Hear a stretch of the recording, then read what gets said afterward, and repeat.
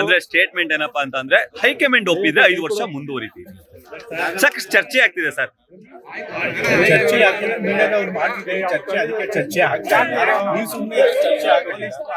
Of course ಯಾರೇ CM post ಮುಂದುವರಿಬೇಕು ಅಂತಂದ್ರೆ ಅದು ಹೈಕಮಾಂಡ್ ಅವರು ತೀರ್ಮಾನಕ್ಕೆ ಬಿಟ್ಟಿದ್ದಾರೆ. ಸೊ ಅದನ್ನೇ ಹೇಳಿದಾರಪ್ಪ. ಬಟ್ ಎಲ್ಲರೂ ಸರ್ ಈಗ ಸಿಎಂ ಬೇರೆ ಚೇಂಜ್ ಆಗ್ತಾರೆ ಅನ್ನೋ ಮಾತು ಸರ್ ಸುದ್ದಿ. ನನಗೆ ಗೊತ್ತಿರೋ ಹಾಗೆ ಪಕ್ಷದಲ್ಲಂತೂ ಸಿಎಂ ಬದಲಾವಣೆ ಬಗ್ಗೆ ಚರ್ಚೆ ಮಾಡಿಲ್ಲ, ಅಥವಾ ನಮ್ಮ ತಂದೆಯವ್ರಿಗಾಗ್ಲಿ ಅಥವಾ ಬೇರೆ ಲೀಡರ್ಗಾಗಲಿ ಸೂಚನೆ ಕೊಟ್ಟಿಲ್ಲ, ನನ್ಗೆ ಗೊತ್ತಿರೋ ಮಾಹಿತಿ. ಸೊ ಹಾಗಾಗಿ ಸದ್ಯದಲ್ಲಿ ಸಿಎಂ ಬದಲಾವಣೆ ಆಗೋದು ನನ್ನ ನಂಬಿಕೆ. ಸೊ ಅದನ್ನೇ ನನಗೆ ಗೊತ್ತಿರೋ ವಿಚಾರ ಅಷ್ಟೇ. ನೀವು ಕೊಟ್ಟಿದ್ದಂತಹ ಅನಿವಾರ್ಯ ಅಂತ ಹೇಳಿದ್ರು ರಾಜಣ್ಣ ಅವರು. ಸಿದ್ದರಾಮಯ್ಯ ಅವರು ಈ ಪ್ರಸ್ತುತ ಪರಿಸ್ಥಿತಿಯಲ್ಲಿ ಕಾಂಗ್ರೆಸ್ ಪಕ್ಷಕ್ಕೆ ಅನಿವಾರ್ಯ ಅಂತ ಒಂದು ಮಾತನ್ನು ಹೇಳಿದ್ದಾರೆ. ಅಫ್ಕೋರ್ಸ್ ಅದು ಬಹಳಷ್ಟು ಕಾಂಗ್ರೆಸ್ ಪಕ್ಷದ ನಾಯಕರು ಮತ್ತು MLA ಗಳ ಅಭಿಪ್ರಾಯ ಆಗಿದೆ. ಅದನ್ನೇ ನಾನು ಕೂಡ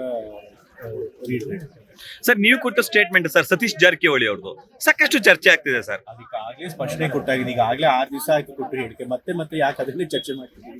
ನಾನು ಹೇಳಾಗಿದೆ, ಅದಕ್ಕೆ ಬಗ್ಗೆ ಸ್ಪಷ್ಟನೆ ಕೊಟ್ಟಿದ್ದೀನಿ. ಮತ್ತೆ ಅದ್ರ ಬಗ್ಗೆ ಸರ್ ಇದ್ರ ಜೊತೆಗೆ ಸರ್ ಮುನಿಯಪ್ಪ ಅವ್ರ ವಿಚಾರ ಸರ್. ಈಗ ಮುನಿಯಪ್ಪ ಅವರು ಕೂಡ ಅಂದ್ರೆ ದಲಿತ ಸಿಎಂ ಆಗ್ಬೇಕು ಅನ್ನೋ ಕೂಗು ಸರ್. ಕಾಂಗ್ರೆಸ್ ಪಕ್ಷದಲ್ಲಿ ಬಹಳಷ್ಟು ಜನ ಅರ್ಹ ವ್ಯಕ್ತಿಗಳು ಇದ್ದಾರೆ ಸಿಎಂ ಆಗುತ್ತೆ. ಖಂಡಿತ ಅವರು ಕೂಡ ಕ್ಲೇಮ್ ಮಾಡೇ ಮಾಡ್ತಾರೆ. ಅದನ್ನ ತಪ್ಪು ಅಂತ ಹೇಳಕ್ಕಾಗಲ್ಲ.